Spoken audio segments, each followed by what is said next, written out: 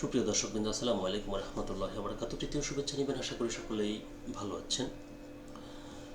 মার্কিন যুক্তরাষ্ট্র এবং ইসরায়েল ইরানে যে যুদ্ধ শুরু করেছে, এই যুদ্ধের তাদের প্রাথমিক বিজয় হচ্ছে খামেনিকে হত্যা করা।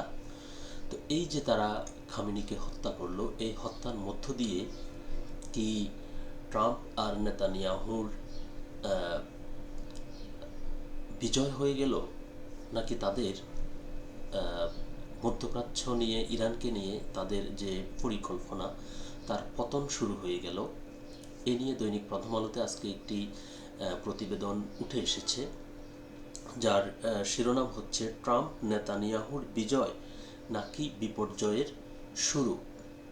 সাধারণত তারা সেখানে একটি পুতুল সরকার বসিয়ে তারা তাদের স্বার্থ হাসিল করাই ছিল তাদের উদ্দেশ্য। তো যুদ্ধ শুরু হওয়ার পর থেকে এখনো পর্যন্ত তাদের সেই লক্ষ্য কতটুকু তারা অর্জন করতে পেরেছে সেটি তারাই ভালো বলতে পারবে। তবে বহির্বিশ্বের চোখে এটি তেমন তাদের লক্ষ্য অর্জনে তেমন কোনো সাফল্য তারা এখনো পায়নি। তো চলুন দেখি আমরা প্রতিবেদনটি বিস্তারিত কি বলছে। যুদ্ধে বহুল ব্যবহৃত একটি কৌশল হল শত্রুপক্ষের নেতৃত্বকে সরিয়ে দেওয়া। কখনো কখনো এই কৌশল কার্যকর হতে পারে, তবে মধ্যপ্রাচ্যের বাস্তবতায় এটি বারবার ভয়াবহ ফল বয়ে এনেছে।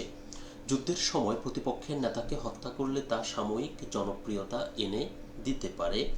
যুক্তরাষ্ট্রের প্রেসিডেন্ট ডোনাল্ড ট্রাম্প ও ইসরায়েলের প্রধানমন্ত্রী বেনিয়ামিন নেতানিয়াহু ইরানের সর্বোচ্চ নেতা আয়াতুল্লাহ আলী খামেনিকে হত্যার ঘটনা নিজেদের সাফল্য হিসেবে তুলে ধরছেন।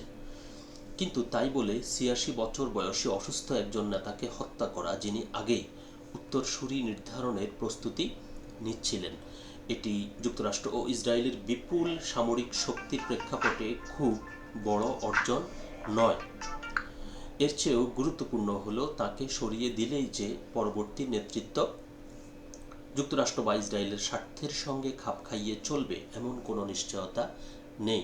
যেটি আমি প্রথমেই বলছিলাম যে ৮৬ বছর বয়সী একজন ব্যক্তিকে তারা হত্যা করে তারা তাদের প্রাথমিক সাফল্য উদযাপন করছে, কিন্তু তার হত্যার মধ্য দিয়ে যে তাদের লক্ষ্য অর্জিত হবে এর কিন্তু কোনো নিশ্চয়তা নেই। মধ্যপ্রাচ্যের অভিজ্ঞতা বলছে নেতৃত্ব হত্যা শান্তির পথ খুলে দেয় না, বরং অনেক সময় আরও কঠোর বা উগ্র নেতৃত্বের উত্থান ঘটে, অথবা এমন অস্থিরতা তৈরি হয় যা বিশৃঙ্খলা উস্কে দেয়।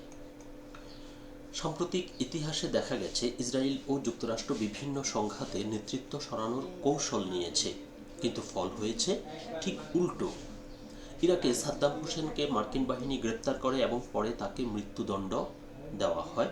এতে একটি প্রকাশ্য ইসরায়েল বিরোধী শাসনের অবসান ঘটে ঠিকই, কিন্তু একই সঙ্গে ক্ষমতার শূন্যতাও তৈরি হয়। সেই সুযোগে ইরানপন্থী শক্তিগুলো ক্ষমতার সমীকরণে চলে আসে। পরবর্তী ২ দশকে ইরাক ইরানের আঞ্চলিক কৌশলের কেন্দ্রবিন্দুতে পরিণত হয়। সেখানে ইরান বিভিন্ন অরাষ্ট্রীয় গোষ্ঠীর শক্তিশালী নেটওয়ার্ক গড়ে তোলে, যা পরবর্তী সময়ে যুক্তরাষ্ট্র ও ইসরায়েলের স্বার্থের জন্য বড় চ্যালেঞ্জ হয়ে দাঁড়ায়। মার্কিন আগ্রাসনের পর সৃষ্ট নিরাপত্তা শূন্যতা স্বাভাবিকভাবে নানা বিদ্রোহ ও সংঘাতের জন্ম দেয়। এর সবচেয়ে ভয়াবহ উদাহরণ ছিল আইএসআইএল বা আইএসের উত্থান। এই গোষ্ঠীগুলো মধ্যপ্রাচ্য জুড়ে হাজারো নিরীহ মানুষকে হত্যা করে এবং ইউরোপে ব্যাপক শরণার্থী সংকট তৈরি করে। হামাসের ক্ষেত্রেও একই চিত্র দেখা যায়। ২০০০ সালের পর থেকে ইসরায়েল বারবার হামাসের শীর্ষ নেতাদের হত্যার চেষ্টা করেছে। ২০০৪ সালে সংগঠনের প্রতিষ্ঠাতা শেখ আহমেদ ইয়াসিনকে হত্যা করা হয়। পরে তার উত্তরসূরি আবদেল আজিজ রান্তিসিকেও হত্যা করা হয়, যিনি তুলনামূলকভাবে মধ্যপন্থী অবস্থানের নেতা হিসেবে পরিচিত ছিলেন। এমন কয়েকটি হত্যাকাণ্ডের পর ইয়াহিয়া সিনওয়ার গাজার হামাসের নেতৃত্বে আসেন। তিনি ২০২৩ সালের ৭ই অক্টোবর ইসরায়েলে হামলার পরিকল্পনা করেন। অর্থাৎ বলছে যে আপনি একজনকে সরিয়ে দিয়ে আপনি হয়তো ভাবছেন এরপরে যিনি আসবে তিনি আমি যেরকমটা চাইবো সেরকমটা, অর্থাৎ আমার মতো করে আমার পক্ষ হয়ে সে কাজ করবে। কিন্তু দেখা যাচ্ছে যে আপনার এরপরে যিনি আসছেন তিনি এর থেকেও আরও কঠোর হচ্ছেন, যেহেতু এগুলো আদর্শবাদী সংগঠন, এজন্যই কথাটি বলা হচ্ছে। হিজবুল্লাহর ইতিহাসেও একই ধারা দেখা গেছে। সংগঠনের প্রভাবশালী নেতা হাসান নাসরুল্লাহ ক্ষমতায় আসেন তার পূর্বসূরি আব্বাস আল মুসাবিকে ইসরায়েল হত্যা করার পর। দীর্ঘ সময় ধরে নেতৃত্ব, হত্যা ও যুদ্ধ সত্ত্বেও ইসরায়েল এসব সংগঠনের আদর্শকে নির্মূল করতে পারেনি। এটি হচ্ছে মূল বিষয়। যে কোনো রাজনৈতিক বিষয়ে আদর্শ হচ্ছে একটি বড় বিষয়। আপনি সেখানে যে নেতৃত্বে যারা আসে তারা কিন্তু আদর্শকে ধারণ করে আসে। তো আপনি যখন কোনো একজন ব্যক্তিকে হত্যা করবেন তখন কিন্তু সেই আদর্শকে আপনি হত্যা করতে পারেন না। কারণ একজন, সবাই জানে যে ব্যক্তির অবস্থান হচ্ছে ক্ষণস্থায়ী। ব্যক্তি আজ আছে কাল নেই, এবং ব্যক্তিকে একটা সংগঠনের দায়িত্ব দেওয়া হয় ক্ষণস্থায়ী সময়ের জন্য। এটা যে কোনো সময় পরিবর্তন হতে পারে বা তার একটা মেয়াদ থাকে, শেষে সে চলে যাবে। কিন্তু আদর্শ সেটি তো সহজে চলে যাওয়ার নয়, এবং আদর্শই কিন্তু আরও নতুন নেতৃত্ব তৈরি করে। হ্যাঁ, দীর্ঘ সময় ধরে নেতৃত্ব ও যুদ্ধ হত্যা সত্ত্বেও ইসরায়েল এসব সংগঠনের আদর্শকে নির্মূল করতে পারেনি। দখলদারির বিরুদ্ধে প্রতিরোধের যে রাজনৈতিক ও আদর্শিক ভিত্তি সেটি এখনও রয়ে গেছে। বর্তমান সংঘাত বিরতি হয়তো নতুন ঝড়ের আগের নীরবতা। ইরানের ক্ষেত্রেও একই প্রশ্ন উঠছে, খামেনির উত্তরসূরি কি আলোচনায় আগ্রহী হবেন? মাস্কট ও জেনেভায় আলোচনার সময় ওমানের মধ্যস্থতাকারীরা ইঙ্গিত দিয়েছিলেন যে খামেনির নেতৃত্বে ইরান পরমাণু ইস্যুতে বড় ধরনের ছাড় দিতে প্রস্তুত ছিল। তার উত্তরসূরি একই রাজনৈতিক সুযোগ পাবেন কিনা তা অনিশ্চিত। বলছে যে খামেনি মার্কিন যুক্তরাষ্ট্র এবং ইসরায়েলের সবচেয়ে বড় তারা যে ইস্যুটি নিয়ে কথা বলে সেটি হলো যে পরমাণু ইস্যু। তো খামেনি কিন্তু এই ব্যাপারে বড় ছাড় দিয়েছিলেন। এখন বলছে যে খামেনিকে এই যে মারা হলো, মারার পর খামেনির পরিবর্তে যে নেতৃত্বটা এসেছে বা আসবে তারা কি খামেনির মতো সেই সুযোগ দিবেন কিনা। যদি যুক্তরাষ্ট্র ও ইসরায়েল তাদের অভিযান চালিয়ে যায় এবং ইরানে রাষ্ট্র ব্যবস্থার পতন ঘটাতে চায়, তবে তার ফল কী হবে তা অনুমান করা কঠিন। তবে ইরাক ও লিবিয়ার অভিজ্ঞতা বলছে, নিরাপত্তা শূন্যতা সৃষ্টি হলে তার প্রভাব আঞ্চলিক মিত্রদের উপর ভয়াবহভাবে পড়বে, যেমন এখন পড়ছে মধ্যপ্রাচ্যে যুক্তরাষ্ট্রের বন্ধু আরব রাষ্ট্রগুলোর উপরে। ইউরোপও এর ধাক্কা সামলাতে হিমশিম খাবে। স্বাভাবিকভাবে প্রশ্ন ওঠে, ইরানে নেতৃত্ব সরানোর কৌশল থেকে যুক্তরাষ্ট্র ও ইসরায়েল আসলে কী পাবে? নেতানিয়াহুর জন্য এটি বড় রাজনৈতিক সাফল্য। সামনে গুরুত্বপূর্ণ নির্বাচন। 4টি দুর্নীতির মামলায় দণ্ডিত হলে তার রাজনৈতিক জীবন শেষ হতে পারে, এমনকি কারাদণ্ডও হতে পারে।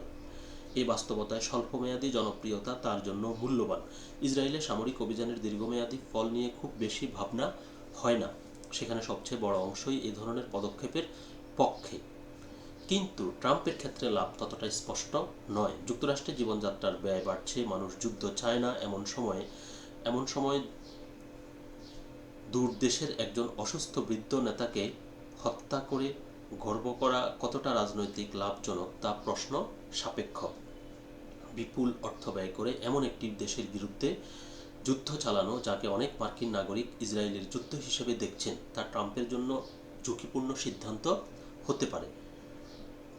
ট্রাম্প আপাতত স্থলবাহিনী পাঠানোর বিষয়ে লাগাম টেনেছেন। কোনো এক সময় তাকে বিমান হামলা বন্ধ করতে হবে এবং সেনা ফিরিয়ে নিতে হবে। তখন পেছনে দেখা যাবে যে অস্থিতিশীলতা, যার ভার বইতে হবে যুক্তরাষ্ট্রের আঞ্চলিক মিত্রদের। দেশেও জবাবদিহির প্রশ্ন উঠবে। এটি হয়তো মধ্যপ্রাচ্যে যুক্তরাষ্ট্রের আরেকটি সামরিক অভিযান হিসেবে ইতিহাসে জায়গা করে নেবে, যা ব্যয় করবে অর্থ, প্রাণ এবং কূটনৈতিক প্রভাব, তবে প্রত্যাশিত ফল দেবে না। হয়তো একদিন ওয়াশিংটন বুঝবে, নেতৃত্ব হত্যা ও নির্মূলের কৌশল দিয়ে দীর্ঘস্থায়ী সমাধান পাওয়া যায় না। অর্থাৎ যেটি বলছে তারা, যে এই যুদ্ধ তো শুরু করেছে মার্কিন যুক্তরাষ্ট্র এবং ইসরায়েল যৌথভাবে। তো মার্কিন যুক্তরাষ্ট্রের অনেক রাজনৈতিক নেতৃত্ব এবং সাধারণ মানুষও মনে করে যে ইসরায়েলের পক্ষ হয়ে মার্কিন যুক্তরাষ্ট্র যে যুদ্ধটা করছে এখন, বা নেতানিয়াহুর ফাঁদে পড়ে যে যুদ্ধ করছে, এটি মার্কিন যুক্তরাষ্ট্রের জন্য ভালো ফল বয়ে আনবে না। এটি হয়তো নেতানিয়াহুর জন্য ভালো ফল বয়ে আনবে, কারণ বলছে যে তার বিরুদ্ধে 4টি দুর্নীতির মামলা বিচার চলমান রয়েছে। তো এবং এই মামলাগুলো এমন পর্যায়ে রয়েছে যে হয়তো তার ক্ষমতা শেষ হওয়ার পর তাকে জেলেও যেতে হতে পারে।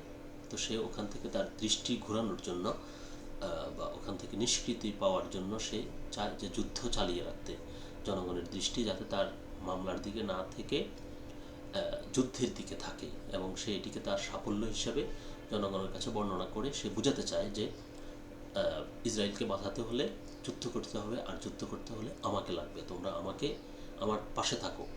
এটি হচ্ছে তার উদ্দেশ্য। কিন্তু বলছে যে ট্রাম্পের ক্ষেত্রে কিন্তু বিষয়টা এমন নয়। তো যেহেতু ট্রাম্পের ক্ষেত্রে বিষয়টি এমন নয়, সেক্ষেত্রে হয়তো ট্রাম্প ভবিষ্যতে সমস্যায় পড়বে। এটি হচ্ছে মূল কথা। এবং সবচাইতে বড় কথা যেটি, সেটি হচ্ছে যে যুক্তরাষ্ট্র হয়তো একদিন বুঝবে যে যে কোনো দেশের নেতৃত্বকে হত্যা করে আদর্শকে হত্যা করা যায় না। তো সকলে ভালো থাকবেন, সুস্থ থাকবেন। আল্লাহ হাফেজ।